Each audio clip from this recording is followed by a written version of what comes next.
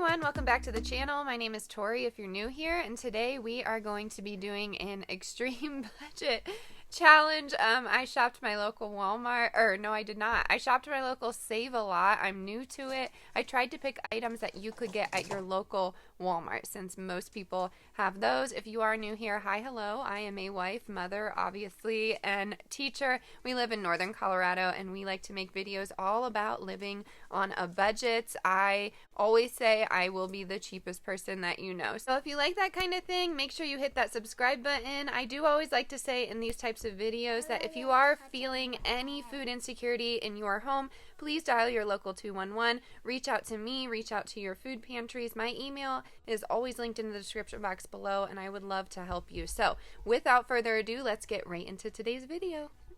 So just a pre-warning, because of our illnesses this week and the no refrigerator and all of the things that happen, I had a meal plan in mind, but it just didn't work out. So I'm going to share with you some recipes that I made. All of these ingredients that you're seeing may not be used, but I figured I could show you some of these budget meals and you would get some great content. So right here we have some soy riso and pork chorizo. These were super inexpensive. Soy riso for me is super oily, and then we learned that the pork chorizo is pretty oily too. So we like to cook it and then set it on a paper towel. These blueberries were $1.99 for the organic, so I got 2 and put 1 in the refrigerator. That's a phenomenal price. They taste really great, and I'm going to show you towards the end of the video a way that you can use the container and make more blueberries. We have some potatoes here. I just got some organic gold potatoes. I believe altogether these were $1.11. Potatoes are a great filler. You can use them in a lot of recipes and they're super tasty. They actually have a lot of nutrients in it. I suggest looking into potatoes. And then I was pleasantly surprised they had some tuna there as well as tuna. Alternatively, you could use a can of chickpeas if you wanted to, if you don't eat fish. And then I did get this cheese. It was $1.27. I thought, again, that was a really great price. The Hunt's pasta sauce was coming in at 79 cents for that large container. Normally it's $1 or so at Walmart or Kroger. And then I found some pepitas, pumpkin seeds, and I like to use these for pestos, put them on top of different items. Really great source of nutrients in those. And then I did get some lasagna noodles. This is the first time I've seen lasagna noodles out here in Colorado for under 90 cents. These are 89 cents, so yay for that.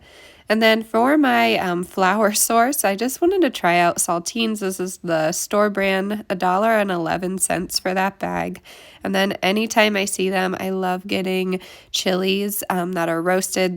These were $2.99, so a little out of budget, but they will be great throughout the week. I wanted to make like a deconstructed chili Releno without the egg, so that is why I got that. And then in the crock pot here, I do have some pinto beans going. I have 1 pound of pinto beans, a little bit of onion, and 4 cups of water.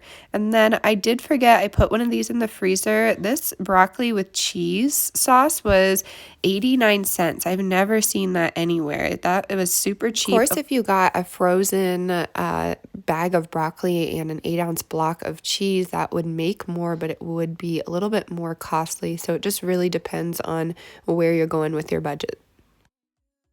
Now here are the pinto beans. I have them soaking here. I went through them, made sure there was no rocks. I'm doing the whole pound of these, and I'm going to do 4 cups of water, and I ended up adding maybe a half cup more of water, so you can do that if you want to. You can buy them in bulk at the store here, so I just got my jar. They weighed the jar at the counter and put with a marker on the bottom of it how much it weighed, so they could subtract that price, and then I filled it with pinto beans. And then I'm going to put some onion in here. The onions were 41 cents, so I diced that up, and I am going to put those at the bottom, then the pinto beans, then the liquids. I cooked it on high for around 9 hours. That's how long it takes, at least for me, so I was excited. They were really tasty. All right, tonight we are going to make a version of chili Releno. So I do have these chili Relenos here. Alternatively, you could use a can of green chilies, super inexpensive, not $2.99. They're like, I don't know, 79 cents. we are going to make a, I guess it's kind of like an empanada chili Releno, if you will. I don't know. It's not too authentic, but that's the gist. That's the idea. So we're making a dough or flour out of saltines crushed up and a potato. We might need some water in there just to thin it out, but we shall see. And then over here, we're going to do some pasta sauce, just a little bit of that mixed with some chili powder that I found for 50 cents. This is the mild variety. And then we're going to put some chorizo and cheese into the families, and then we're going to do soy rizo in mine. So I think these will be really tasty. Let me show you how I put it together. I forgot to mention on the side we are going to have those pinto beans, but I'm starting off dicing my potato here, just kind of cutting it into little cubes so I can mash it.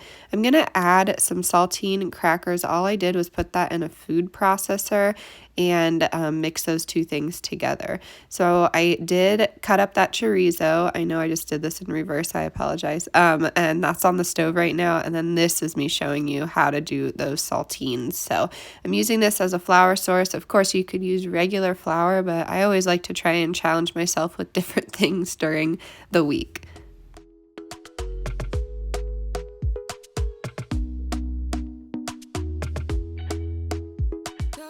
So as you can see, I ended up needing just a splash of water here, probably about a 1/4 cup, and then I'm molding it together so it forms a dough.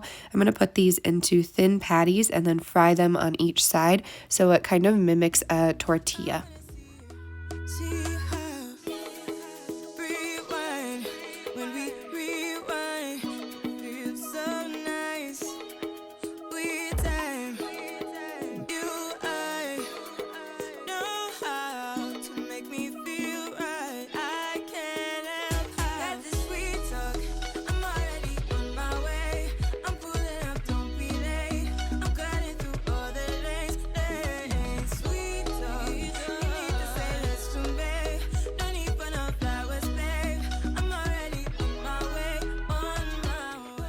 This plate is for my kids and my husband, so I'm putting that pork chorizo on one side. I wasn't sure if it was spicy or not, so I just didn't give it to the kids. It ends up not being too spicy, but I don't think they like the texture. They didn't eat that, so we just put cheese on theirs, and they loved them. The chili peppers are not spicy at all. At least these aren't. I got the mild variety. And then I'm going to make the sauce, so I have a little bit of that tomato sauce and then a little bit of chili powder. All you do is mix that together. And here's the final product. I ended up cooking those little deconstructed Relenos at 400 for around 12 minutes, and they came out nice and crispy. We just used those potato and saltine tortillas and plopped the peppers on top with some sauce, and we were good to go. Here are the beans. They were ready, and we had those on the side as well. It was super filling and very delicious. I debated on whether I was going to do this in this video, but I think it is some valuable information. I ended up using the rest of the chorizo with some eggs. A 6 count of eggs right now for me is 90 cents. And I mixed all of that together, and that made some breakfasts for the week. Of course, we eat breakfast for dinner all the time. And if you wanted to bulk this up, we still had 4 potatoes left. So you could add that to this if you wanted to. You absolutely don't have to, but potatoes are really a great source to bulk things up. I'm sure some of you know this, but green onions are a really easy thing to regrow in your windowsill if you have access to it. They are around 88 cents at my local Walmart. Whenever I'm done, you just plop the green onion in there with some water and you can watch them grow. I change out the water every day. All they need is some sunshine and some love, and they make some amazing flavors on top of these dishes. Now, moving on to some side dishes for the week. This will last us 4 nights. I am combining the rest of those potatoes with the broccoli and cheese casserole. All I'm doing is making this into thin potatoes. I'm going to steam them and then put the broccoli and cheese frozen bag on top of the potatoes, and then just put them in the freezer for the week. So this was really easy. Again, potatoes, bulking up something that's already pre-made. You could also put potatoes in one of those pre-made Knorr sides. I did end up picking some up at the Save-A-Lot, and they were 80 cents. So there's like a chicken Alfredo, there's a broccoli and cheddar macaroni bake, but adding potatoes to those will make them last a lot longer. Or you could also add lentils. Lentils were very inexpensive there as well. They were in bulk right next to the pinto beans, or you could add kidney beans. Beans and potatoes are my go-to whenever I want to bulk something up. Let me know down in the comments below what your go-to is if you want to make a meal stretch or bulk something up. On to the blueberry situation. I had this huge container. Of course, we can snack on them throughout the week, but I did want to give you some ideas of what you can do with these blueberries since there's so many. I couldn't pass it up because they were $1.99. I'm going to make a blueberry pesto out of these with some pepitas. So you just blend those two together with some garlic and Italian seasoning, maybe a little bit of olive oil, and you're good to go. Those are good on some grilled cheeses or pizzas. Don't knock it till you try it.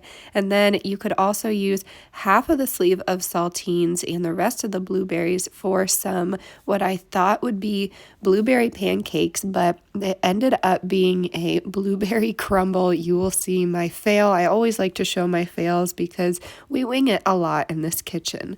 I bought this banana for 19 cents just to add some sweetness, and now I'm taking my potato masher, mashing half of that container of blueberries, the banana, and half a sleeve of saltines together.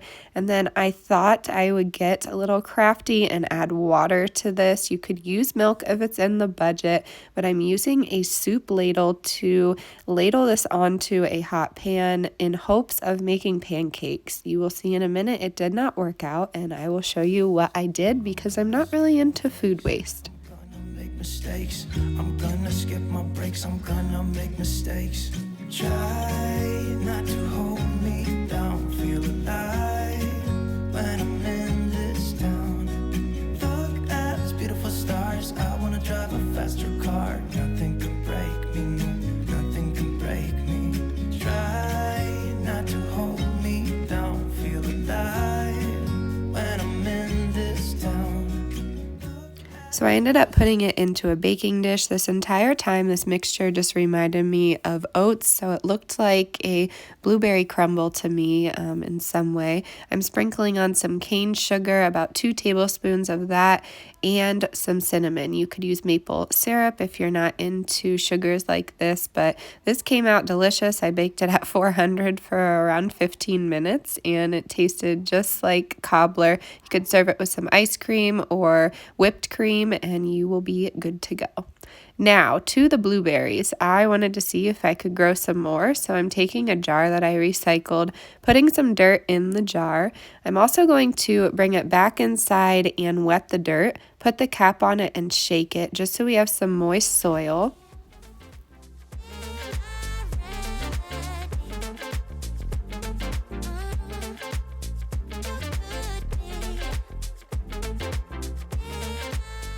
Now on to the blueberries. I have done this before and got a tiny little blueberry bush, but unfortunately we had to move from that apartment. This was a few years ago, but you want to get these seeds out of there, smush them up here and put them on top of the soil. And then I'm going to bring it outside, put a little bit more soil on top of it. I'd say maybe an inch or two.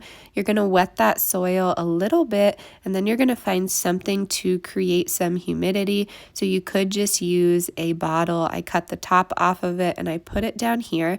I'm going to put it in my windowsill. If you don't want to try this method, you could use the container the blueberries came in and do the exact same thing, but instead of doing a water bottle, just put the lid on top of it.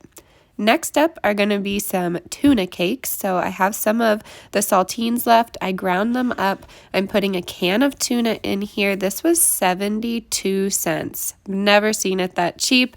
That's exciting. That tuna usually is a little bit more expensive. You could use chickpeas alternatively if you don't eat fish. I'm going to use some Old Bay seasoning, but it's not necessary. You could just use salt and pepper or leave it as is. I added about a 1/4 cup of water. I'm going to form these into patties and then I am going to freeze them. They will be great throughout the week to put into the oven and make into little tuna cakes for the kids, or maybe some poor man's crab sandwiches for my husband, but they're really easy and nice to have on hand.